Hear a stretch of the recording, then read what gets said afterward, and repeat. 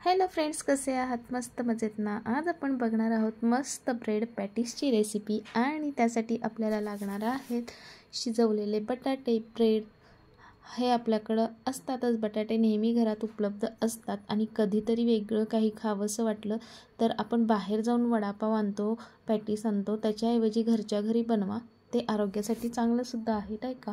अगदी रेसिपी साधी सोपी आहे, फक्त करण्याचा थोडा त्रास होईल, पण ठीक आहे, तेवढं चालतं. मग बघा त्यासाठी मी काय केलेलं आहे. इथे घेतलेले आहेत 2 शिजलेले बटाटे, त्याला छान स्मॅश करून घेतलेलं आहे. त्यानंतर फोडणी तयार करायची आहे, मसाला तयार करायचा आहे. त्यासाठी एका पॅनमध्ये तेल घेतलं, गरम केलं. त्यामध्ये जिरे, कांदा, आलं लसणाची पेस्ट टाकली, मिरची टाकली, छान परतून घेतली. मी इथे थोडीशी कमी मिरची टाकली, तुम्ही मिक्सरला बारीक करून टाकू शकता आणि जास्त हवी असेल जास्त टाकू शकता. आता त्यामध्ये हळद टाकली, हिंग पावडर, धणे पावडर, त्यानंतर थोडासा गरम मसाला, लाल तिखट टाकलेला आहे. सगळा मसाला असा मस्त छान ऑइली दिसेपर्यंत, तेलकट असं त्यातून तेल बाहेर येते की काय असं वाटतंय तोवर भाजायचं आहे.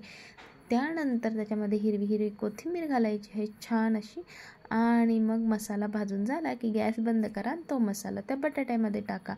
आता थोडासा राहिलेला पॅनला जो मसाला लागलेला असतो तो वाया कशाला घालवायचा, नाही का? म्हणून मग काय केलेलं आहे मी, त्यामध्ये थोडासा बटाटा टाकून छान असं ते फिरवून घेतला. आता सगळा मसाला आणि तो बटाटा एकत्र असा छान चमच्याच्या सहाय्याने किंवा तुम्ही हाताने सुद्धा करू शकता.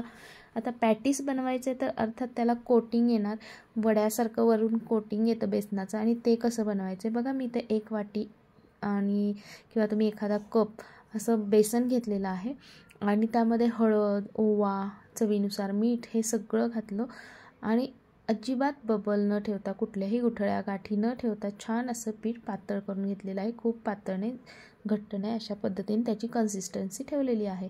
इथे आता मी ब्रेडचे 4 स्लाईस घेतलेले आहेत. आता बघा आपल्याला 2 स्लाईसला भाजी लावायची आहे, 2 वरून झाकायचे आहेत.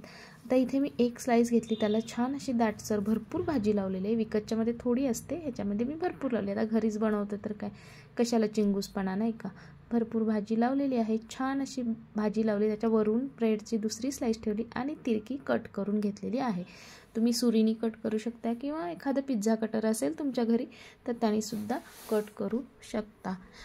तुम्हाला सांगते की जेव्हा आपण असे पदार्थ घरी बनवतो ना, तर पहिली गोष्ट म्हणजे आपण घरचं खात असतो, त्याच्यामुळं असं पोटभर खाऊ शकतो.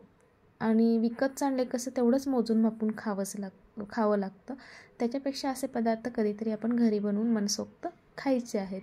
बघा आता पिठामध्ये हे पॅटीस बुडवायचं आहे, जे ब्रेड आहे ते बुडवायचं आहे. त्याच्या आधीच मी त्याला सोडा टाकलेला आहे. जेव्हा मी तळायला घेणार आहे तेव्हाच सोडा टाकून त्यामध्ये मग ते ब्रेडचा जो पॅटीस बनवला होता तो बुडवून घेतलेला आहे आणि छान गरम तेलात तळा. इथे पॅटीस तयार आहे. रेसिपी आवडली तर नक्कीच सबस्क्राईब करा, लाईक करा आणि शेअरसुद्धा करा. आणि हो, तुम्हाला रेसिपी कशी वाटली ते नक्की कमेंट सेक्शनमध्ये सांगा. Bye bye.